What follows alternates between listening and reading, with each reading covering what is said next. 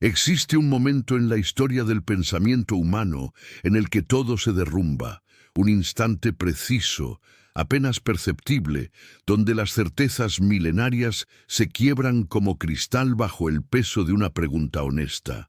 Y en ese momento, en ese abismo entre lo que creíamos saber y lo que nunca nos atrevimos a preguntar, emerge una figura solitaria, un hombre cuyo nombre resonaría durante siglos como el eco de una verdad prohibida: Baruch Spinoza, un judío excomulgado, un filósofo maldito, un hereje luminoso que osó mirar directamente al rostro de Dios y encontró allí no al tirano celestial de los profetas, sino el reflejo perfecto de la naturaleza misma. ¿Qué significa atreverse a pensar cuando el pensamiento está prohibido? ¿Qué clase de valentía se necesita para cuestionar aquello que generaciones enteras han aceptado sin pestañear? ¿Por qué la humanidad teme tanto a la verdad? La Ámsterdam del siglo XVII era una ciudad extraña, una mezcla paradójica de libertad comercial y opresión dogmática, donde los mercaderes neerlandeses construían imperios mientras los rabinos vigilaban cada palabra pronunciada en las sinagogas. Las calles olían a especias traídas de Oriente y a la tinta fresca de libros que pronto serían prohibidos. En ese crisol de culturas y tensiones, en ese espacio liminal donde la Edad Media moribunda se encontraba con la modernidad naciente, un joven pulidor de lentes comenzó a ver el mundo con una claridad que resultaría insoportable para sus contemporáneos. Spinoza no buscaba destruir a Dios. Buscaba liberarlo de las cadenas con las que los hombres lo habían aprisionado durante siglos, pero al hacerlo, al despojar a la divinidad de sus atributos antropomórficos, de su ira caprichosa y su misericordia selectiva, al revelar que Dios y la naturaleza eran una misma cosa, cometió el crimen más imperdonable: le arrebató a los sacerdotes su poder sobre las conciencias. ¿No es acaso el control de Dios el control de todo lo demás? Si puedes decirle a un hombre qué piensa Dios, qué desea Dios, qué castiga Dios, entonces controlas su vida entera, desde su lecho matrimonial hasta su último suspiro. La religión organizada, esa estructura imponente de jerarquías y liturgias, no se sostiene sobre la fe, sino sobre el miedo. El miedo al infierno, el miedo a la excomunión, el miedo a la diferencia, el miedo a pensar. Y Spinoza lo sabía. Lo había vivido en carne propia, observando cómo los rabinos de Ámsterdam dictaban quién era digno y quién era impuro, quién merecía la bendición y quién la maldición.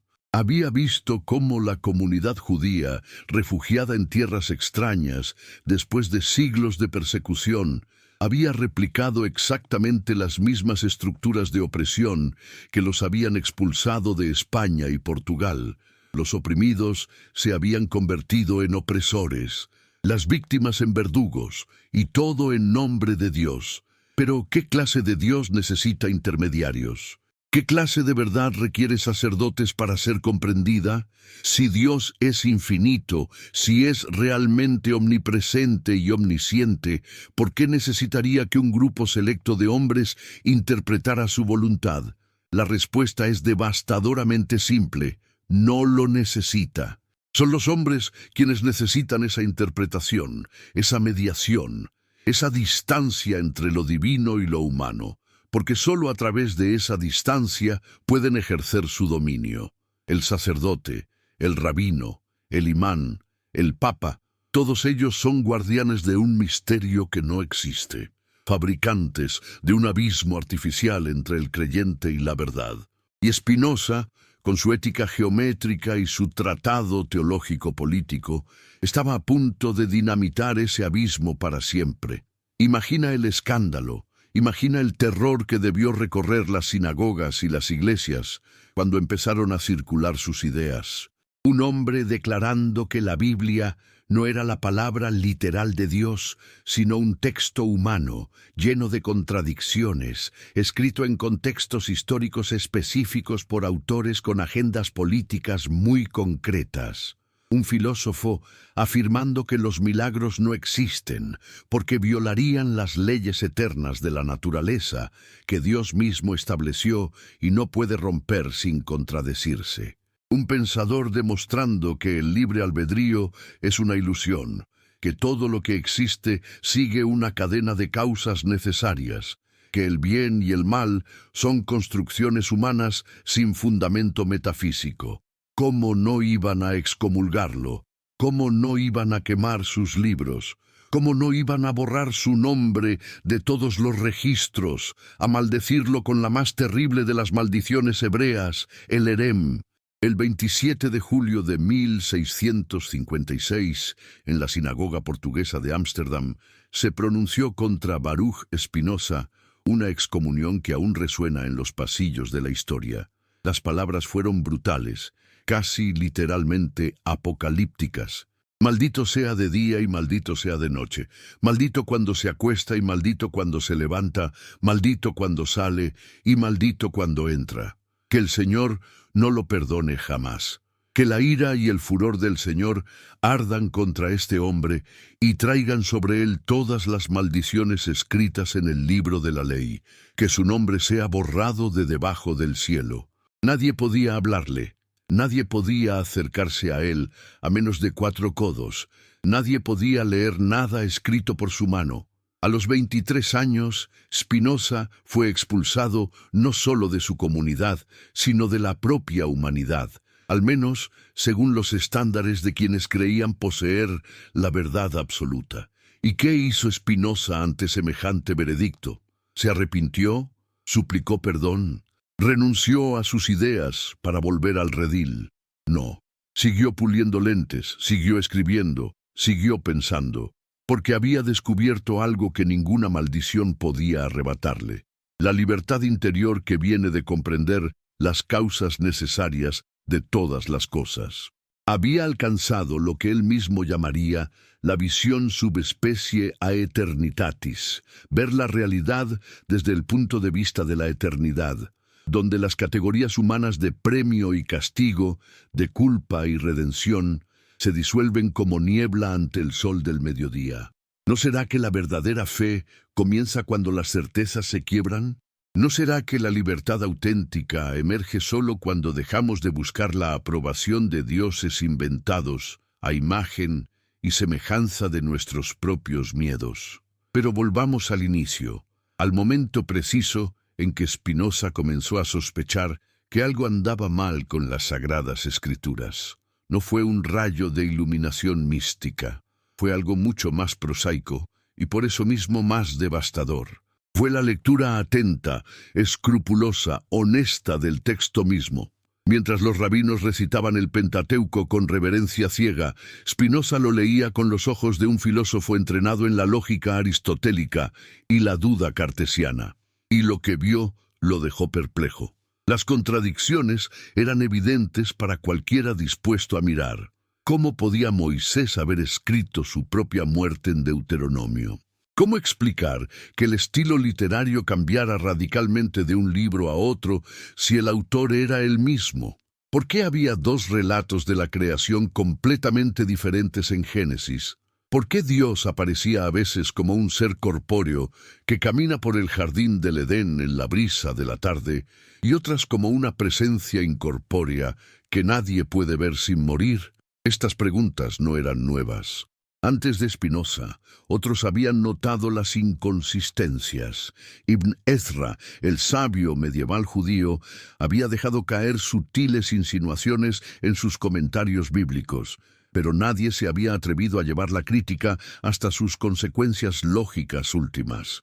Nadie había osado decir en voz alta lo que todos sospechaban en secreto: que la Biblia era un collage de tradiciones, un mosaico de textos redactados en épocas diferentes, compilados y editados por escribas que tenían objetivos políticos muy específicos.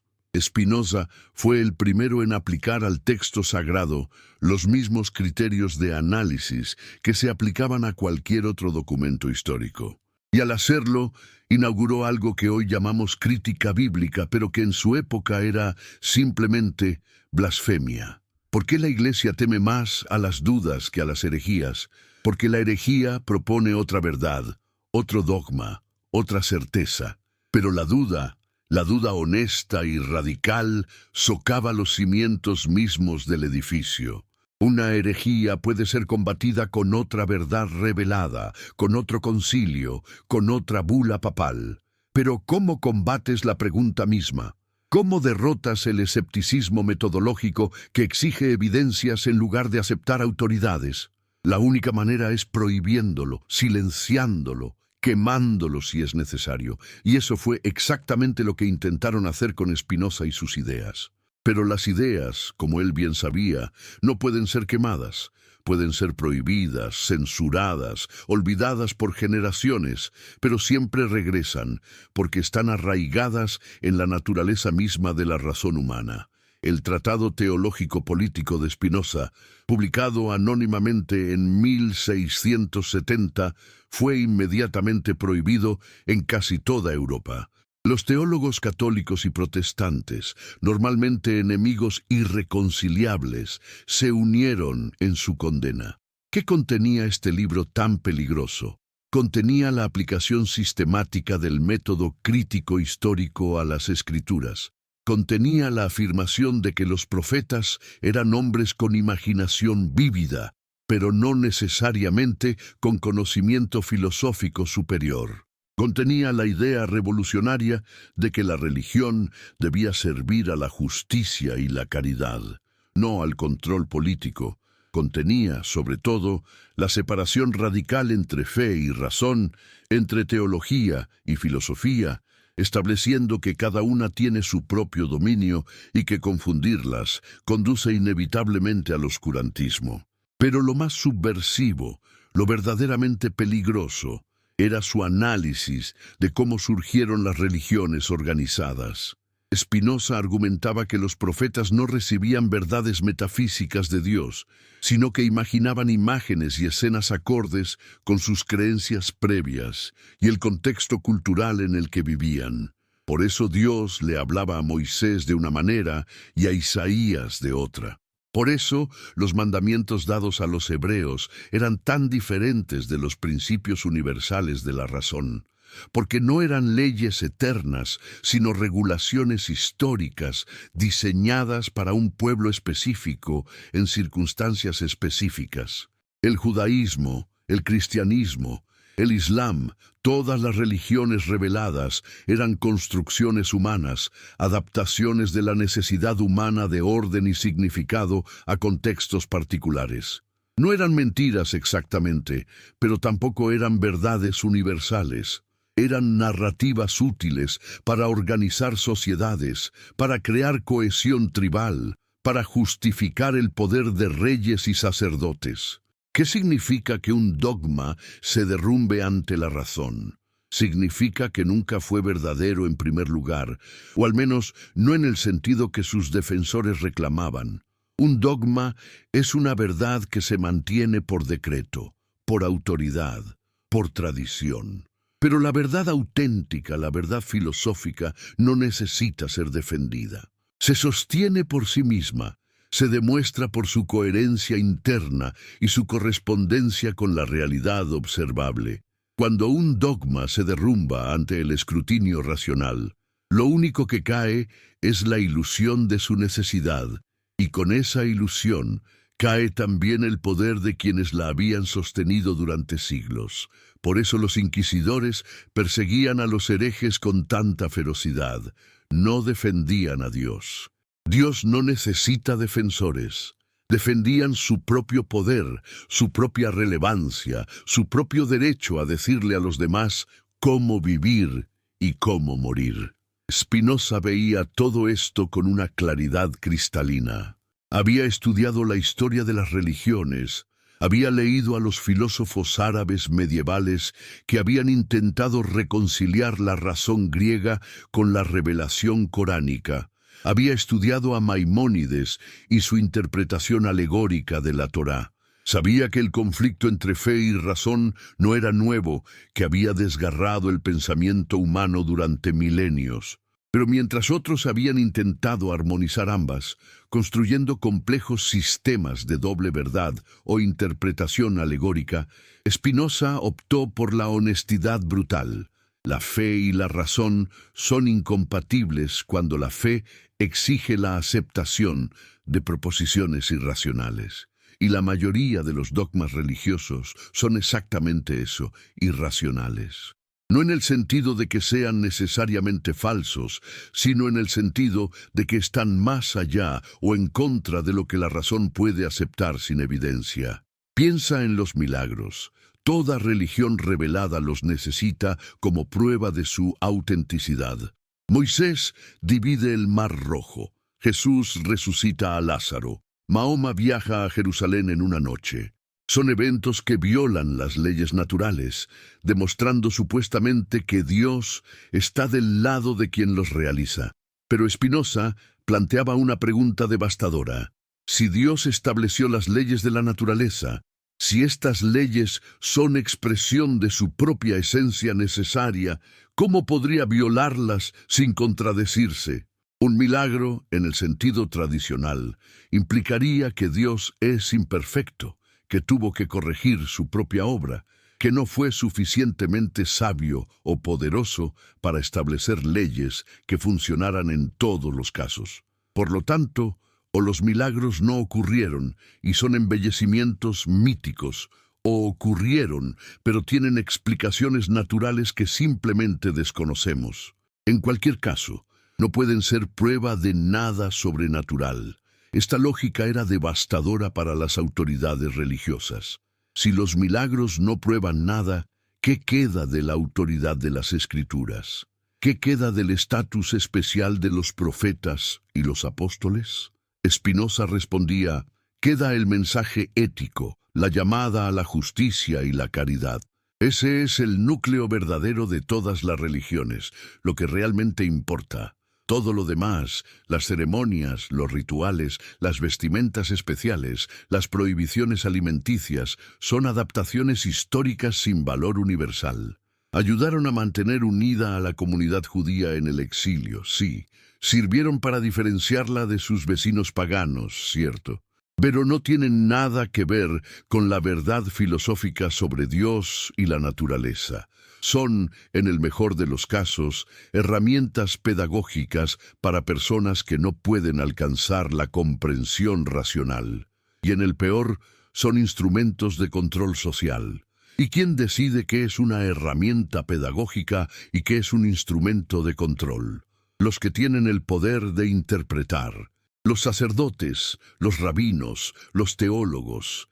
Ellos son los guardianes del misterio, los mediadores entre lo humano y lo divino. Y esa posición les otorga un poder inmenso. Pueden declarar guerras santas, pueden excomulgar reyes, pueden enviar a millones al infierno con una simple palabra. Pero ese poder depende completamente de mantener a la gente en la ignorancia, en la creencia de que las Escrituras son incomprensibles sin guía experta, de que el acceso a Dios requiere intermediarios, de que el pensamiento independiente es pecado. Spinoza estaba quitándoles ese poder al afirmar que cualquier persona racional puede comprender a Dios a través del estudio de la naturaleza sin necesidad de revelaciones sobrenaturales ni intérpretes autorizados. No es difícil entender por qué lo odiaban tanto. Spinoza no solo cuestionaba doctrinas específicas, cuestionaba la estructura misma del poder religioso. Proponía, en esencia, una democracia espiritual donde cada individuo es su propio sacerdote, su propio intérprete, su propio buscador de verdad. Y eso era inaceptable para quienes habían construido imperios sobre la premisa opuesta. Por eso lo excomulgaron, por eso prohibieron sus libros, por eso intentaron borrarlo de la historia, pero fracasaron, porque las ideas de Spinoza no murieron con él. Se filtraron lentamente en el pensamiento europeo, influenciando a la Ilustración, al romanticismo alemán, al judaísmo reformista, al secularismo moderno. Hoy, Cuando damos por sentado que la religión debe separarse del Estado, que la ciencia puede estudiar el mundo sin interferencia teológica, que cada persona tiene derecho a creer o no creer según su conciencia, estamos viviendo en el mundo que Spinoza ayudó a crear. Pero ese mundo no llegó fácilmente. Costó siglos de lucha, de persecución, de mártires quemados en hogueras por atreverse a pensar diferente. Y aún hoy, en pleno siglo XXI, las batallas continúan. En muchos lugares del planeta, cuestionar las escrituras sigue siendo un crimen castigable con la muerte. En otros, más sutilmente, el dogmatismo religioso sigue intentando infiltrarse en la educación pública, en las leyes civiles, en las decisiones personales sobre la vida y la muerte. ¿Por qué? Porque el miedo sigue siendo la herramienta más efectiva de control social. Y las religiones organizadas, con honrosas excepciones, han sido maestras en cultivar ese miedo. Miedo al castigo divino, miedo al ostracismo social, miedo a la libertad misma que viene con el pensamiento independiente. Spinoza entendía este miedo porque lo había experimentado personalmente. Sabía lo que significaba ser rechazado por tu propia familia, vivir en el exilio interior, ser tratado como un apestado por aquellos que antes te amaban. Y sin embargo, nunca renunció a su búsqueda de la verdad. Al contrario, la excomunión lo liberó. Ya no tenía que preocuparse por la aprobación de la comunidad, ya no tenía que moderar sus palabras para no ofender sensibilidades ortodoxas. Podía pensar con absoluta libertad, guiado solo por la lógica y la evidencia. Y lo que descubrió en esa libertad fue extraordinario. Que Dios no es un tirano celeste que exige adoración y castiga la desobediencia, sino la totalidad misma de la existencia, la sustancia infinita de la cual todo lo demás es una modificación. Dios no está separado de la naturaleza. Dios es la naturaleza. Deus sive natura. Dios, es decir, la naturaleza. Esta ecuación, tan simple y tan revolucionaria, destruía de un golpe toda la arquitectura teológica construida durante milenios. Si Dios y la naturaleza son lo mismo, entonces todo es sagrado o nada lo es. No hay división entre lo divino y lo profano, entre el cielo y la tierra, entre el alma inmortal y el cuerpo mortal. Somos parte de Dios, tanto como la hoja del árbol es parte del árbol. Nuestra esencia individual es una expresión particular de la sustancia infinita, y nuestro deber no es adorar a un Dios externo, sino comprender nuestra propia naturaleza, vivir de acuerdo con la razón, alcanzar la beatitud que viene del conocimiento intuitivo de nuestra unidad con el todo. ¿No es esto más hermoso, más liberador, más verdaderamente espiritual que la visión tradicional de un Dios separado que nos juzga desde arriba? Pero la belleza de una idea no garantiza su aceptación. De hecho, a menudo es al revés. Las ideas más hermosas suelen ser las más amenazantes para el poder establecido. Y el panteísmo de Spinoza, su identificación de Dios con la naturaleza, era percibido como ateísmo apenas disfrazado. Los teólogos argumentaban que un Dios que no puede actuar libremente, que no puede intervenir en el mundo, que no puede escuchar plegarias ni otorgar milagros, no es realmente Dios. Es solo un nombre bonito para el universo material, y tenían razón en cierto sentido. El Dios de Spinoza no es el Dios personal de Abraham, Isaac y Jacob. No es el Padre amoroso que cuenta los cabellos de tu cabeza. Es la necesidad absoluta, la totalidad infinita, lo que algunos místicos llamarían el uno o el absoluto. Requiere una transformación completa de nuestra concepción de lo divino. Y la mayoría de las personas no estaban dispuestas a hacer esa transformación. ¿Por qué no? ¿Por qué nos aferramos a la imagen de un Dios personal, antropomórfico, que se enoja y se alegra, que premia y castiga?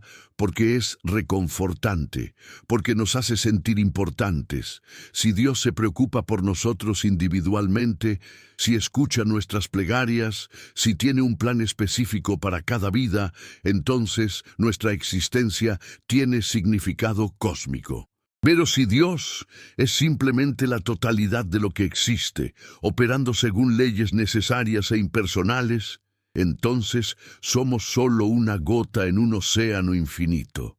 Nuestra vida, nuestros sueños, nuestros sufrimientos son infinitesimalmente pequeños en la escala del universo. Esta perspectiva puede parecer nihilista, deprimente, pero Spinoza argumentaría que es exactamente lo opuesto, es liberadora. Porque si entendemos que somos parte de Dios, expresiones de la sustancia infinita, entonces nuestra pequeñez individual se transforma en grandeza cósmica. No estamos separados de la totalidad. Somos la totalidad manifestándose en esta forma particular.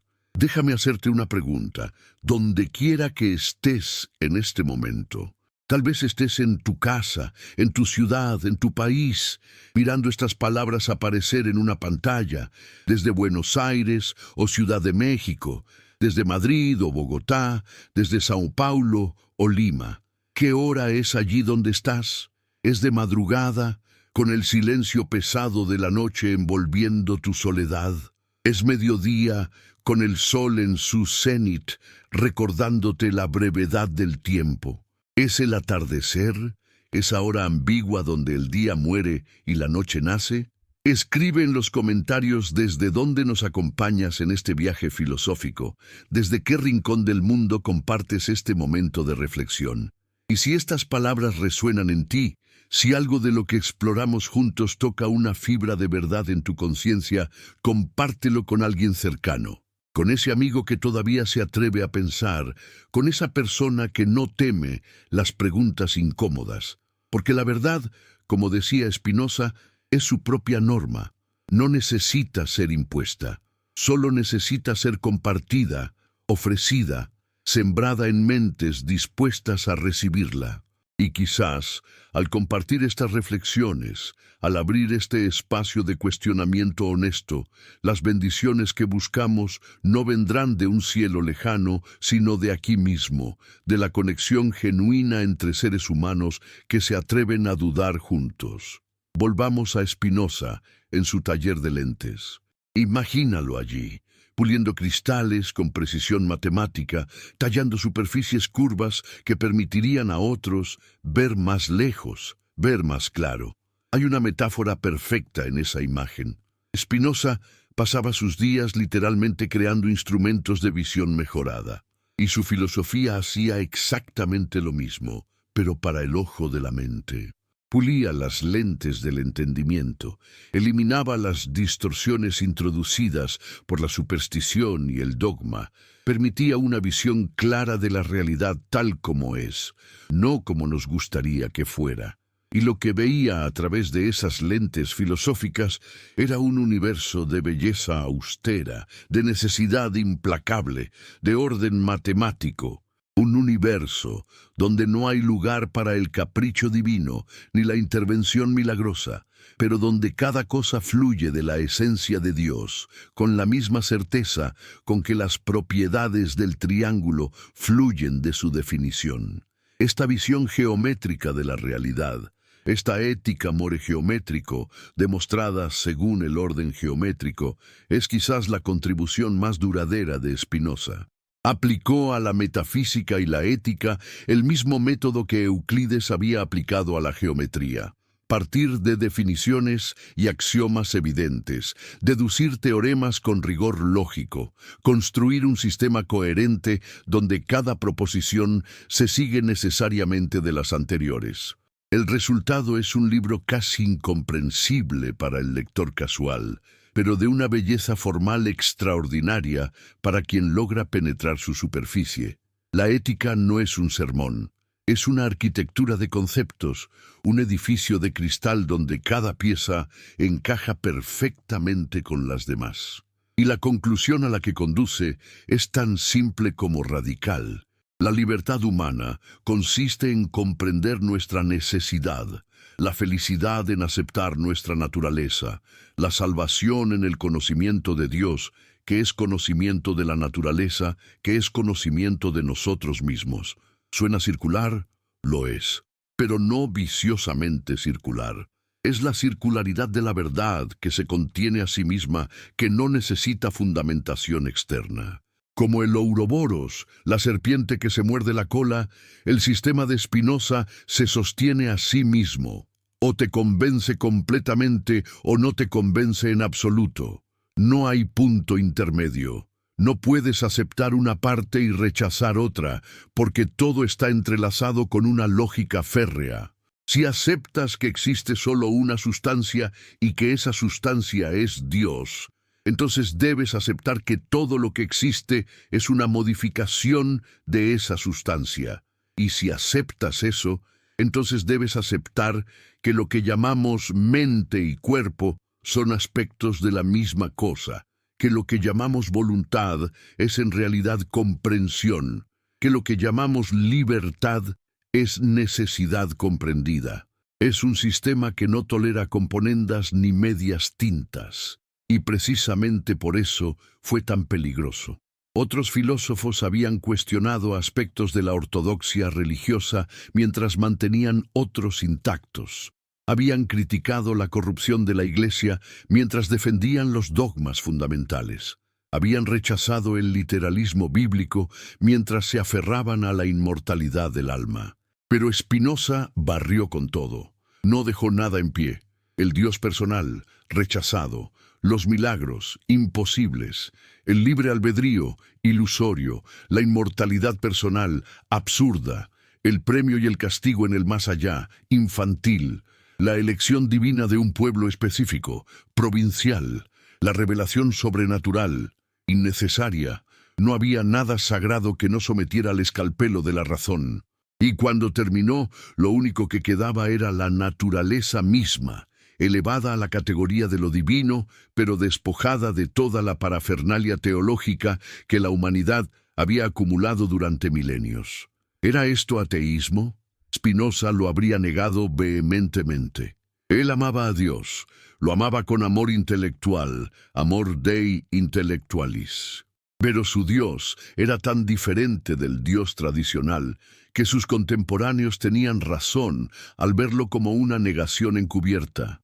Un Dios que no puede hacer nada diferente de lo que hace, que no puede alterar el curso de los acontecimientos, que no escucha plegarias ni otorga favores. ¿Qué clase de Dios es ese? Para la mentalidad religiosa tradicional, no es Dios en absoluto. Es solo un nombre elegante para el determinismo universal. Y tal vez eso sea cierto. Tal vez Spinoza estaba realizando lo que Nietzsche llamaría 2 siglos después la muerte de Dios, no como evento histórico, sino como necesidad filosófica, matando al Dios antropomórfico para dar nacimiento a algo más grande, más comprensivo, más verdadero. O tal vez simplemente estaba siendo honesto de una manera que pocos se atreven a hacer. La honestidad filosófica tiene un precio alto. Spinoza lo pagó con su excomunión, con su soledad, con la pobreza material que caracterizó sus últimos años. Murió a los 44 años, probablemente de una enfermedad pulmonar exacerbada por inhalar polvo de vidrio durante años de pulir lentes.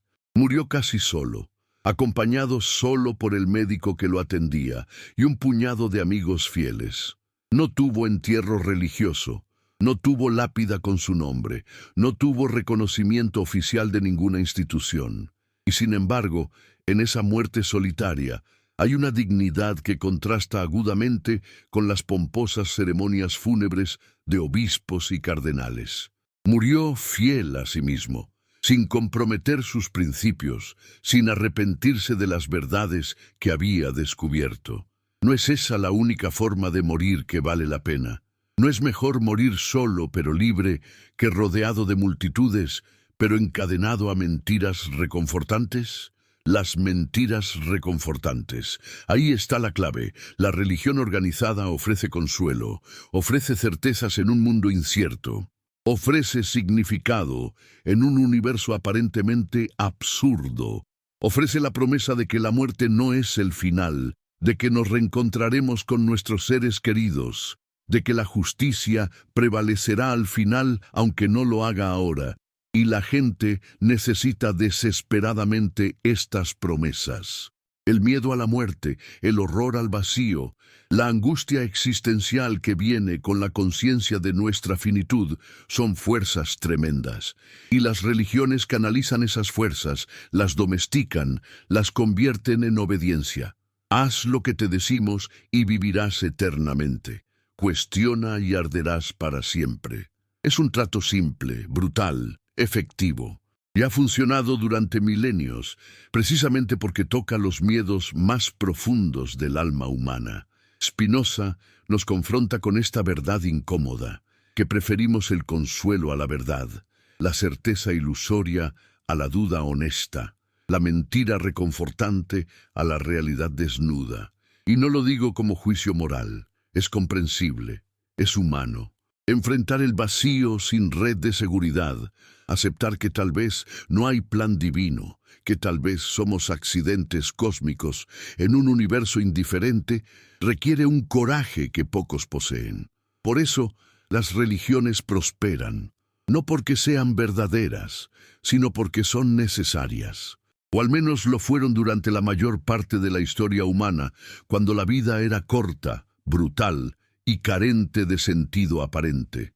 Los dioses daban explicaciones, los rituales daban estructura, las promesas de vida eterna daban esperanza. ¿Quién se atrevería a arrebatarle eso a la gente? ¿Quién sería tan cruel como para destruir la ilusión que hace la vida soportable? Spinoza, aparentemente.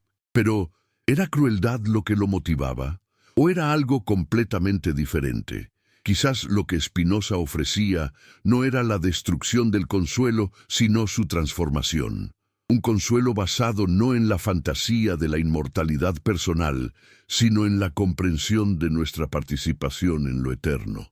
Porque si bien el individuo muere, la sustancia de la cual es modificación es eterna.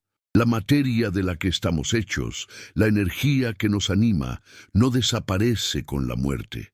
Se transforma, se reconfigura, continúa en otras formas, y la mente que somos, en la medida en que ha alcanzado el conocimiento intuitivo de las verdades eternas, participa de esa eternidad, no como supervivencia personal de la conciencia individual, sino como algo más sutil. La parte de nosotros que ha comprendido verdades necesarias es en sí misma eterna, porque esas verdades trascienden el tiempo. El teorema de Pitágoras será verdadero después de mi muerte exactamente como lo era antes de mi nacimiento. Y si he comprendido ese teorema, si lo he hecho parte de mi mente, entonces esa parte de mí participa de su eternidad. Es un consuelo frío, admitámoslo. No es el abrazo cálido de un Padre Celestial prometiendo reuniones en el paraíso. Es la comprensión matemática de nuestra continuidad con el todo, pero tiene una ventaja crucial sobre las promesas tradicionales.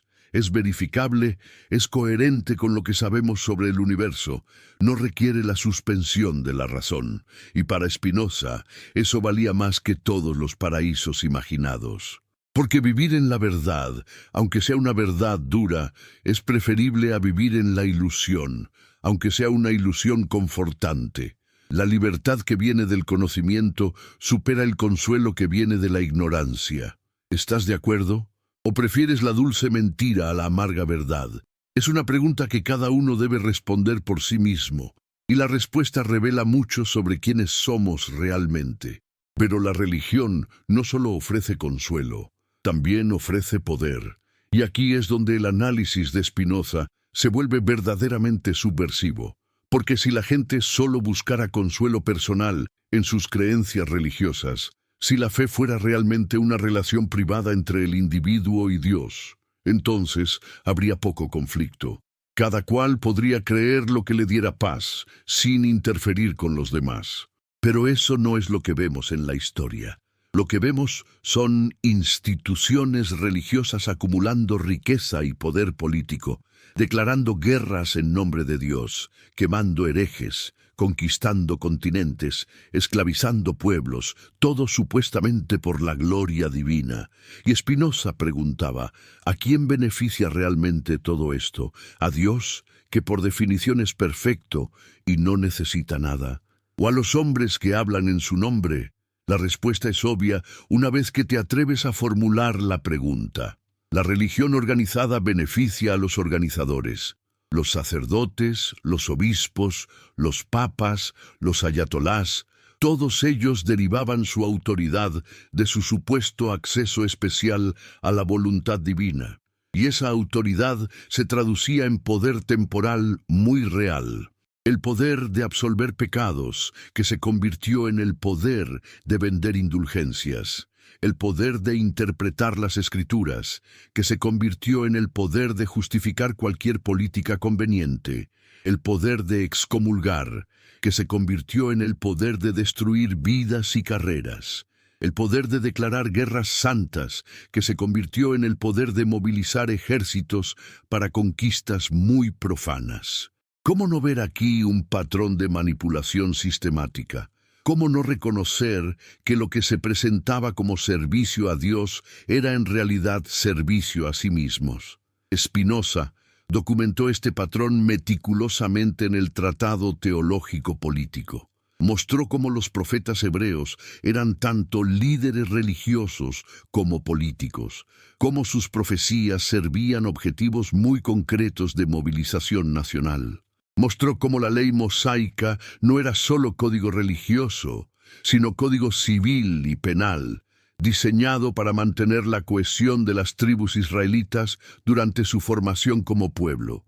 Mostró cómo los reyes de Israel y Judá manipulaban la religión para justificar sus decisiones políticas, cómo los sacerdotes del templo se aliaban con el poder para mantener sus privilegios. Y por extensión, aunque no lo dijera explícitamente para evitar problemas aún mayores, mostraba cómo la Iglesia Católica había seguido exactamente el mismo patrón, convirtiéndose en una potencia política y económica que usaba el nombre de Cristo para objetivos que Cristo habría repudiado. No es irónico. Es Jesús, el rabí judío que expulsó a los mercaderes del templo, que dijo que era más fácil que un camello pasara por el ojo de una aguja que un rico entrara en el reino de los cielos, que eligió la compañía de prostitutas y recaudadores de impuestos sobre la de los fariseos y escribas. Ese Jesús se convirtió en el fundamento de la institución más rica y políticamente poderosa de la historia europea. ¿Cómo ocurrió esta transformación? Gradualmente, imperceptiblemente, con cada generación agregando una capa más de institucionalización, de jerarquía, de riqueza acumulada. Y en cada paso, los líderes religiosos encontraban justificaciones teológicas para lo que eran decisiones puramente pragmáticas. Necesitaban mantener el orden en una iglesia creciente. Inventaron la sucesión apostólica. Necesitaban financiar catedrales, inventaron la venta de indulgencias, necesitaban combatir la herejía, inventaron la Inquisición, y siempre, siempre con citas bíblicas apropiadamente seleccionadas e interpretadas para respaldar cada innovación. Esta es la clave que Spinoza nos ofrece.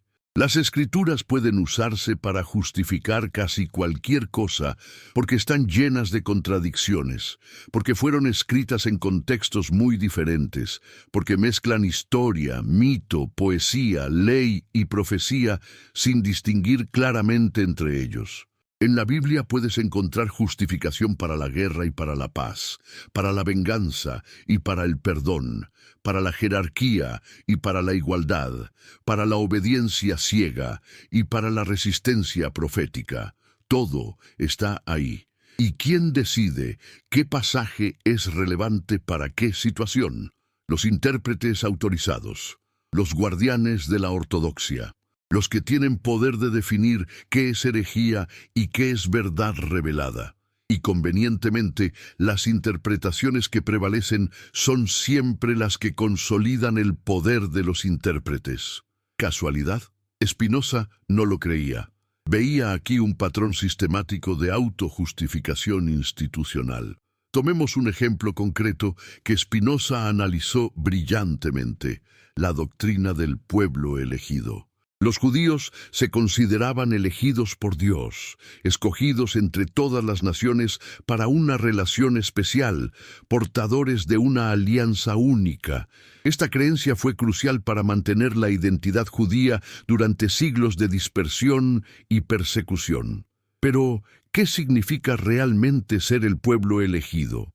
Spinoza argumentaba que significaba simplemente que Dios había dado a los hebreos leyes adecuadas para establecer un estado próspero en la tierra de Canaán. Esas leyes, esas ceremonias, esos rituales eran perfectamente adaptados a ese tiempo y lugar, pero no tenían validez universal ni eterna. La elección divina era contingente, histórica, temporal. Una vez que el Estado judío dejó de existir, la razón de ser de esas leyes desapareció. Mantenerlas después de eso era simplemente nostalgia, conservadurismo cultural, no obediencia a un mandato eterno. ¿Puedes imaginar cómo sonaba esto para los rabinos de Ámsterdam? Era una blasfemia absoluta. La doctrina del pueblo elegido era el fundamento mismo de la identidad judía. Y Spinoza la estaba reduciendo a un accidente histórico, a una contingencia política. Peor aún, estaba implicando que la obsesión judía con las leyes ceremoniales, con la circuncisión, con las prohibiciones alimenticias, con la observancia del sábado, no era fidelidad a Dios, sino apego irracional a costumbres obsoletas. Los gentiles que vivían vidas éticas, sin circuncidarse ni comer kosher, estaban más cerca de Dios que los judíos, que cumplían meticulosamente cada mandamiento ceremonial, pero carecían de caridad y justicia. Porque Dios no se preocupa por nuestros rituales. La sustancia infinita no tiene preferencias sobre qué carne comemos o qué día descansamos. Lo único que importa es vivir según la razón, practicar la justicia, buscar el conocimiento. Todo lo demás es superstición. La palabra es dura pero precisa: superstición. Spinoza la usaba deliberadamente para referirse a todas las creencias y prácticas religiosas que no pueden justificarse racionalmente. Y en su definición, casi todo lo que caracteriza a las religiones organizadas cae en esa categoría: la creencia en milagros, superstición; la creencia en que Dios favorece a un pueblo sobre otro, superstición; la creencia en que ciertos alimentos o días son sagrados en sí mismos, superstición; la creencia en que palabras mágicas pronunciadas por un sacerdote pueden transformar pan y vino en cuerpo y sangre, superstición; la creencia en que lavarse con agua bendita purifica el alma, superstición; la creencia en que dar dinero a la iglesia compra la salvación, superstición. ¿Ves el patrón? Todo lo que distingue a una religión de otra, todas las particularidades que los creyentes consideran sagradas, Spinoza las descartaba como superstición sin fundamento racional. ¿Qué quedaba entonces? ¿Qué valor tienen las religiones si todo lo específico de ellas es superstición? Spinoza respondía: queda el mensaje ético universal: ama a tu prójimo como a ti mismo, practica la justicia, busca la verdad, vive en paz con los demás. Estos principios no son exclusivos del judaísmo o el cristianismo o el islam. Son reconocibles por la razón natural, accesibles a cualquier persona pensante sin necesidad de revelación sobrenatural. Son, en esencia, lo que Spinoza llamaba la religión universal o religión de la razón. Y todas las religiones históricas son intentos imperfectos, culturalmente específicos, de expresar estos principios universales. útiles quizás para educar a las masas que no pueden alcanzar la comprensión filosófica, pero nunca confundir con la verdad misma. Esta jerarquización entre el conocimiento racional y la fe imaginativa era central en el pensamiento de Spinoza. Para él hay tres niveles de conocimiento. El primero es el conocimiento de oídas o por experiencia vaga. Creer algo porque te lo dijeron o porque lo has experimentado algunas veces, pero sin entender por qué. Este es el nivel de la superstición, de la fe ciega, de la aceptación acrítica de autoridades. El segundo nivel es el conocimiento racional. Comprender las causas de las cosas, derivar conclusiones de principios generales, conocer por demostración. Este es el nivel de la ciencia y la filosofía. Y el tercer nivel es el conocimiento intuitivo, la comprensión directa de cómo las cosas particulares fluyen de la esencia de Dios, ver la necesidad eterna en cada cosa finita. Este es el nivel de la sabiduría, de la beatitud, del amor intelectual a Dios. Las religiones operan principalmente en el primer nivel. Ofrecen narraciones, imágenes, símbolos que la gente puede aceptar sin entender realmente. Y eso no es necesariamente malo. La mayoría de las personas no tienen ni el tiempo ni la capacidad para alcanzar el segundo nivel, mucho menos el tercero. Necesitan historias concretas, mandamientos simples, rituales reconfortantes. La religión les da eso. El problema surge cuando la religión pretende ser más que eso, cuando afirma poseer verdades que la razón no puede alcanzar, cuando exige la supresión del pensamiento crítico en nombre de la fe. Ahí es donde se convierte en obstáculo en lugar de ayuda. Ahí es donde necesita ser cuestionada, criticada, reformada, y eso es exactamente lo que Spinoza intentaba hacer. No destruir la religión, sino purificarla, reducirla a su núcleo ético universal y liberarla de todas las incrustaciones supersticiosas que la desfiguran. Pero los guardianes de la ortodoxia no querían reforma, querían obediencia, y Spinoza no era obediente. Leía las escrituras con ojo crítico y encontraba errores, contradicciones, interpolaciones tardías. Estudiaba la historia de la transmisión textual y descubría cómo los textos habían sido editados, compilados, alterados a lo largo de los siglos. Comparaba diferentes manuscritos y notaba variaciones significativas. ¿Cuál era la versión verdadera? ¿La hebrea masorética? ¿La griega Septuaginta? ¿Los rollos del Mar Muerto? Cada tradición afirmaba tener el texto auténtico, pero las diferencias entre ellas eran innegables. Y si ni siquiera podemos estar seguros de qué palabras escribieron originalmente los autores bíblicos, ¿cómo podemos estar seguros de que esas palabras son la palabra de Dios? Esta pregunta, tan simple, tan devastadora, abre un abismo.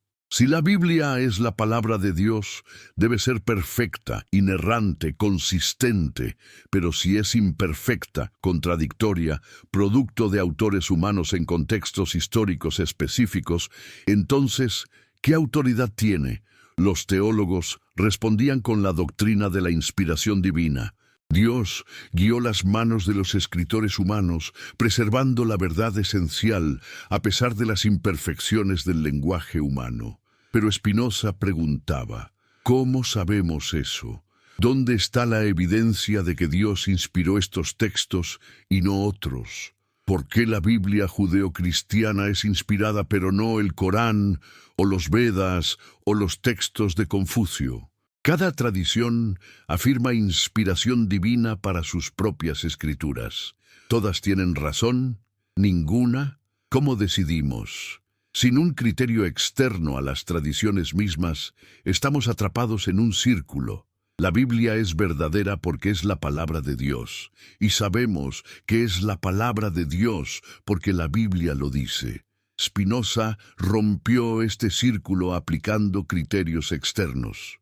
La coherencia lógica, la consistencia histórica, la plausibilidad natural. Y cuando aplicó estos criterios, las escrituras fallaron repetidamente. las contradicciones entre diferentes relatos del mismo evento, las afirmaciones científicas falsas sobre la estructura del universo, los anacronismos que revelaban autoría posterior, las leyes morales que hoy consideraríamos bárbaras. Todo esto apuntaba en la misma dirección.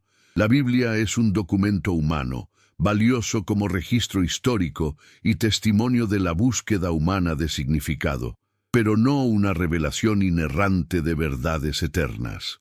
Leerla como tal es malinterpretarla fundamentalmente, y defender esa malinterpretación contra toda evidencia contraria no es fe, es obstinación, es negación, es miedo a enfrentar la posibilidad de que hayamos estado equivocados todo este tiempo.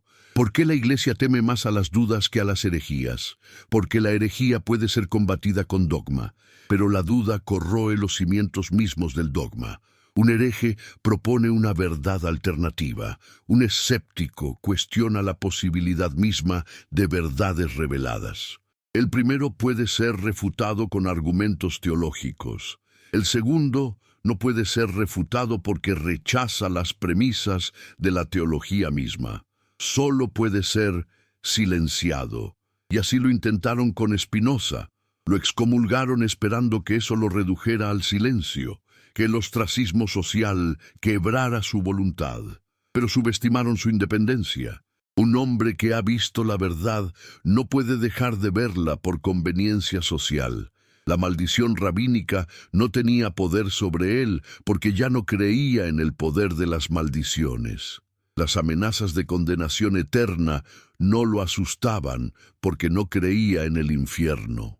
La promesa de recompensa celestial no lo tentaba porque sabía que la verdadera beatitud está en el conocimiento, no en fantasías de paraísos futuros.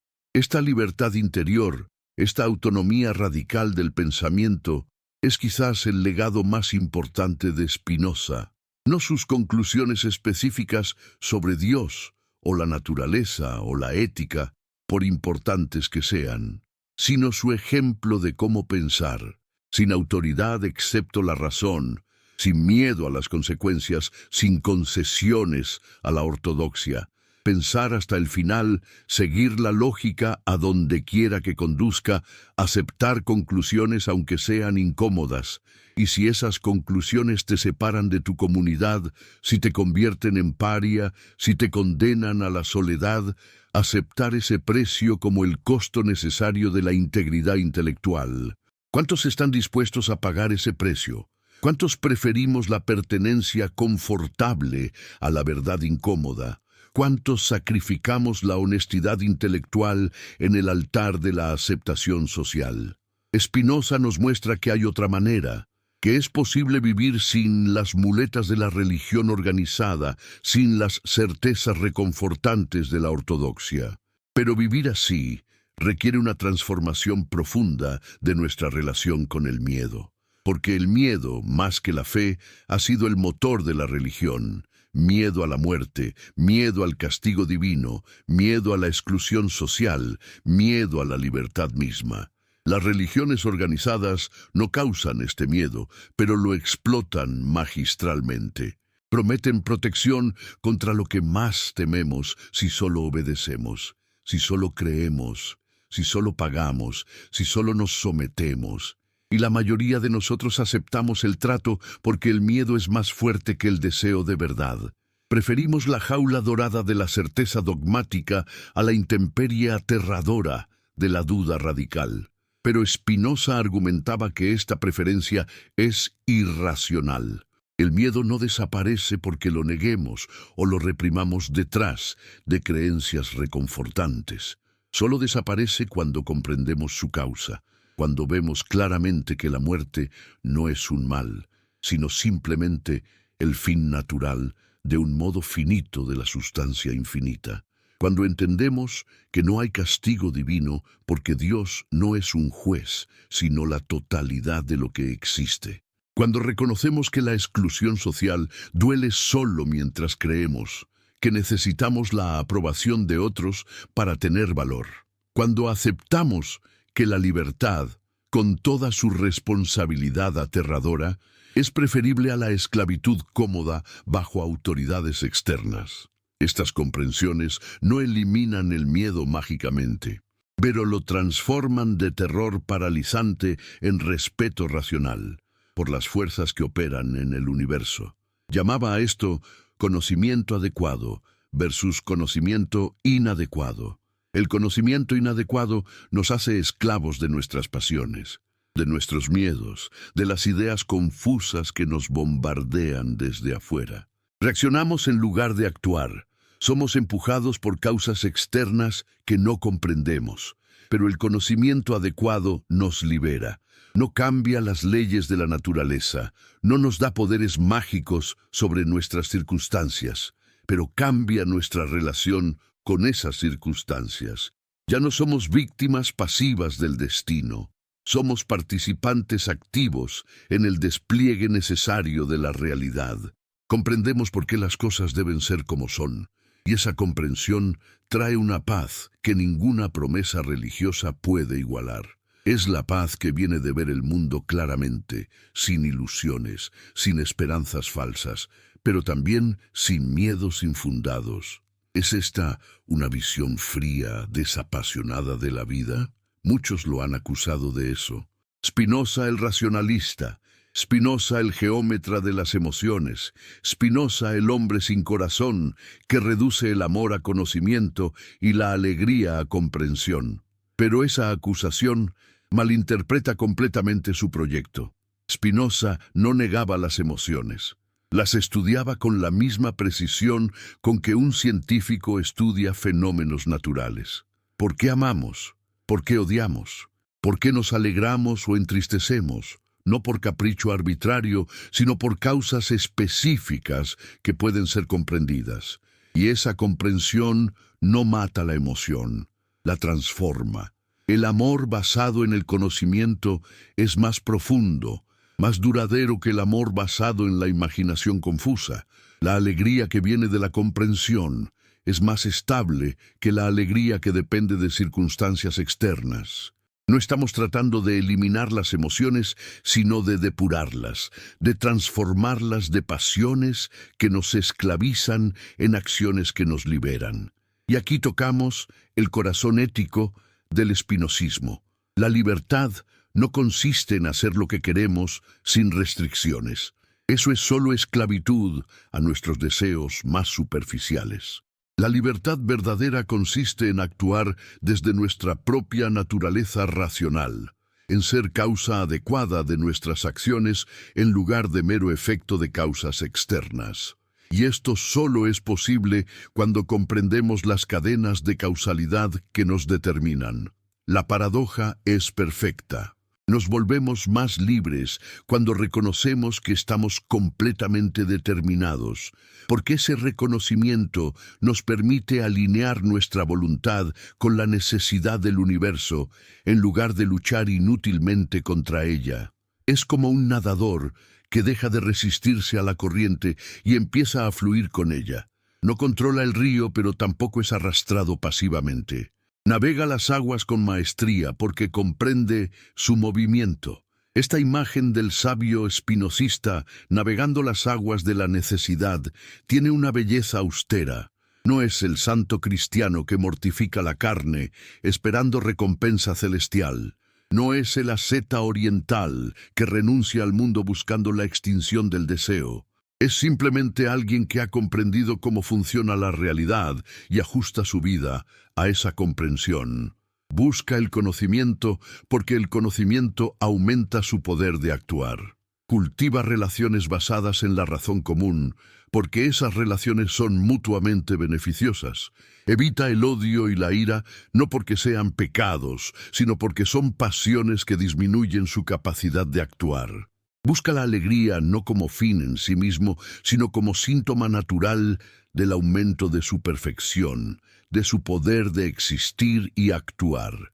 Y cuando finalmente muere, muere sin miedo, porque ha comprendido que la muerte no es negación, sino transformación, el retorno de un modo particular de la sustancia a la sustancia misma. Suena como una filosofía para superhombres, quizás. Spinoza era realista sobre cuántas personas podían alcanzar este nivel de comprensión. En el escolio final de la ética, reconoce que el camino que ha trazado es arduo y que pocos lo seguirán, pero añade que todo lo excelente es tan difícil como raro. No estaba escribiendo un manual de autoayuda para las masas, estaba trazando el camino más alto que el pensamiento humano puede alcanzar. Y si solo unos pocos logran seguir ese camino completamente, eso no lo hace menos valioso. Al contrario, su dificultad es parte de su valor, porque lo que se obtiene fácilmente raramente se aprecia profundamente. Solo cuando hemos luchado con los problemas más difíciles de la existencia, solo cuando hemos enfrentado el abismo del absurdo y encontrado una manera de cruzarlo con la razón como único puente, solo entonces alcanzamos la paz verdadera que ninguna circunstancia externa puede perturbar.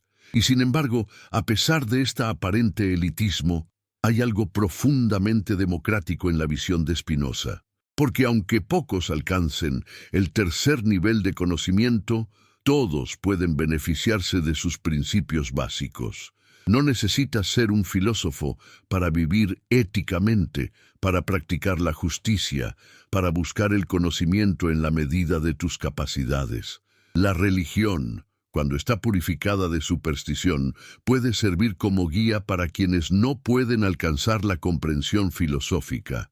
Y el Estado, cuando está organizado racionalmente, puede crear condiciones donde tanto filósofos como personas comunes puedan vivir en paz, cada uno según su nivel de comprensión. Esta es la visión que Spinoza desarrolla en el Tratado Teológico Político. Una sociedad donde la libertad de pensamiento está garantizada, donde la religión se mantiene separada del poder político, donde nadie es perseguido por sus creencias mientras respete las leyes civiles que todos comparten. ¿No suena familiar? Es porque vivimos en el mundo que Spinoza ayudó a imaginar. La separación de iglesia y Estado, la libertad de conciencia, la tolerancia religiosa, la democracia secular, todos estos principios que damos por sentados en las sociedades liberales modernas tienen raíces en el pensamiento espinosista. No que Spinoza los inventara de la nada. Se construyó sobre Hobbes, sobre los republicanos holandeses, sobre la tradición del derecho natural. Pero los sintetizó y los defendió con una claridad y un coraje que influenciarían a generaciones posteriores.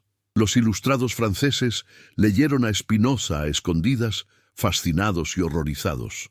Los idealistas alemanes lucharon con su legado, intentando preservar algún espacio para la libertad humana en su sistema determinista.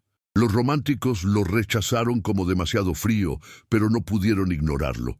Y lentamente, muy lentamente, sus ideas se filtraron en el mainstream del pensamiento occidental. Hoy, cuando un científico estudia el universo sin invocar intervención divina, está siendo spinozista. Cuando un político defiende la separación de iglesia y Estado, está siendo spinozista. Cuando un filósofo trata las emociones como fenómenos naturales sujetos a leyes causales, está siendo spinozista.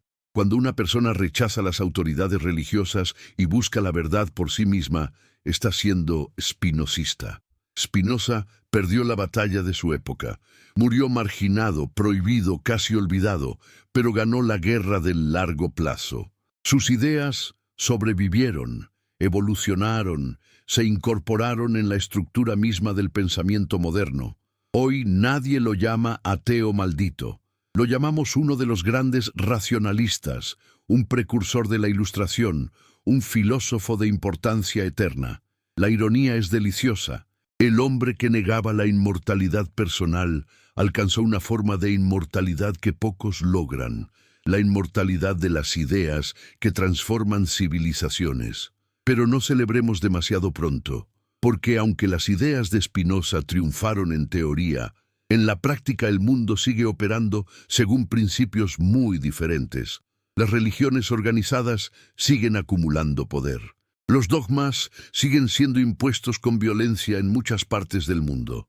La superstición prospera incluso en sociedades supuestamente seculares. El miedo sigue siendo más efectivo que la razón para movilizar masas. Y las mentiras reconfortantes siguen vendiéndose mejor que las verdades incómodas. ¿Qué falló? ¿Por qué la visión espinosista de una humanidad liberada por el conocimiento no se ha realizado después de más de 3 siglos? Quizás porque Spinoza sobreestimó la capacidad humana para la racionalidad, o quizás porque subestimó el atractivo de la irracionalidad. No todos queremos ser libres en el sentido espinosista. La libertad trae responsabilidad, incertidumbre, la necesidad de pensar por uno mismo. Es más fácil, más confortable, dejar que otros piensen por ti, que te digan qué creer, qué valorar, cómo vivir. La religión organizada ofrece esa comodidad, y cuando la religión declina, otras ideologías ocupan su lugar. El nacionalismo, el culto a la personalidad, las teorías conspirativas, todos ellos ofrecen las mismas certezas absolutas, la misma división clara entre bien y mal, la misma promesa de salvación si solo sigues al líder correcto. El problema no es específicamente la religión. Es la necesidad humana de certeza, de pertenencia, de significado simple en un mundo complejo. Y esa necesidad parece ser más fuerte que el amor a la verdad, al menos para la mayoría de las personas, la mayoría del tiempo. ¿Significa esto que Spinoza estaba equivocado? ¿Que su proyecto de liberar a la humanidad a través de la razón era utópico desde el inicio? No necesariamente. Quizás simplemente requiere más tiempo de lo que esperaba. Quizás la evolución cultural es más lenta de lo que la evolución de las ideas filosóficas. Quizás cada generación tiene que redescubrir por sí misma las verdades que Spinoza articuló, luchar con las mismas preguntas, enfrentar los mismos miedos. Y quizás, muy gradualmente con retrocesos y avances, la humanidad se está moviendo en la dirección que él señaló. Menos gente cree en la literalidad de las escrituras hoy que hace un siglo. Más gente acepta que la ética puede basarse en la razón sin necesidad de mandamientos divinos. Más sociedades protegen la libertad de pensamiento. El progreso es real, aunque lento y desigual. O tal vez esa narrativa de progreso es en sí misma una ilusión reconfortante. Otra forma de negar la posibilidad de que estemos fundamentalmente atrapados en patrones que no podemos romper. Tal vez Spinoza mismo, con su sistema geométrico de necesidad absoluta, nos está diciendo que no hay escape, que cada época producirá sus propias formas de dogmatismo y superstición, que la razón siempre será minoritaria, porque así debe ser dado cómo está constituida la naturaleza humana. Esa lectura pesimista también es posible. Y quizás sea más fiel a Spinoza que la lectura optimista que lo convierte en profeta de la Ilustración. Porque si todo es necesario, si todo fluye de la esencia de Dios con inexorabilidad matemática, entonces la superstición es tan necesaria como la sabiduría, el dogma tan inevitable como la razón, el miedo tan natural como el conocimiento. No son errores que podamos corregir, son aspectos permanentes de la condición humana que solo podemos esperar comprender y manejar mejor. ¿Qué significa que un dogma se derrumbe ante la razón? Significa que nunca tuvo fundamento sólido, pero eso no impide que sea reconstruido de otras formas, con otros nombres, adaptado a nuevas circunstancias. El dogma es como una hidra, corta una cabeza y crecen 2 más. Spinoza cortó la cabeza del teísmo antropomórfico, pero surgió el deísmo. Cortó la cabeza de la revelación sobrenatural, pero surgió la revelación natural. Cortó la cabeza del libre albedrío, pero surgió el compatibilismo. Cada generación encuentra nuevas maneras de preservar lo que quiere preservar, de reconciliar lo irreconciliable, de creer lo que necesita creer. Y quizás eso no es debilidad, sino fortaleza. Quizás la flexibilidad del pensamiento humano, su capacidad para adaptarse, para encontrar nuevas síntesis, es más valiosa que la pureza lógica que Spinoza valoraba por encima de todo. Pero esa flexibilidad tiene un costo. El costo de la confusión, de la inconsistencia, de vivir con contradicciones no resueltas. Spinoza no podía tolerar contradicciones. Para él, si dos proposiciones se contradicen, al menos una debe ser falsa, y probablemente ambas. La verdad es única, coherente, necesaria. No puede haber múltiples verdades sobre el mismo asunto. O Dios existe como sustancia única o no, o todo está determinado o no, o el alma es inmortal o no. No hay término medio, no hay ambigüedad, no hay espacio para el misterio. Esta inflexibilidad lógica es admirable y aterradora al mismo tiempo. Admirable porque rechaza el compromiso fácil, aterradora porque no deja espacio para la incertidumbre humana, para el no saber, para vivir con preguntas sin respuestas. ¿No será que la verdadera fe comienza cuando las certezas se quiebran? Cuando reconocemos que no sabemos, que no podemos saber, que quizás no hay nada que saber más allá de la experiencia inmediata de existir? Spinoza diría que no, que eso es renunciar a la razón demasiado pronto, que hay verdades accesibles al intelecto si solo nos esforzamos suficientemente. Y tiene razón hasta cierto punto. Pero también hay límites al conocimiento racional. Zonas donde la lógica se disuelve, donde las palabras pierden significado, donde solo queda el silencio. Los místicos lo saben, los poetas lo saben. E incluso algunos filósofos, al final de su búsqueda racional, se encuentran con ese límite donde el conocimiento se transforma en otra cosa, algo que ya no puede expresarse en proposiciones geométricamente demostradas. Spinoza tocó ese límite en su concepto de conocimiento intuitivo del tercer género. Ya no es deducción lógica, es visión directa, comprensión inmediata de cómo lo finito participa en lo infinito. Es místico a pesar de sí mismo. Y quizás ahí está la verdadera ironía de Spinoza. El racionalista más extremo de la historia termina en el misticismo, en el amor dei intellectualis, que es simultáneamente conocimiento y éxtasis, razón y emoción fundidas en una experiencia unitaria que trasciende la distinción misma. Los teólogos que lo condenaron como ateo tenían razón y estaban equivocados. Spinoza destruyó al Dios personal, sí, pero lo reemplazó con algo más grande, más comprensivo, más digno de adoración.